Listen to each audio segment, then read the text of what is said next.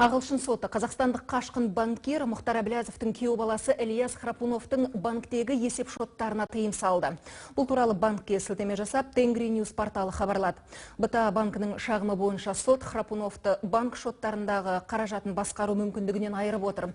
Оған Мұхтар Әблязовке жақтасты деген айып тағылған. Еске салайық, Әблязовқа Қазақстан, Ресей және Украина үлкен көлемде қаржы жымқырды деген айып таққан болатын. Ал Қазақстан тарабы Ильяс Храпуновқа да халықаралық іздеу жариялаған еді.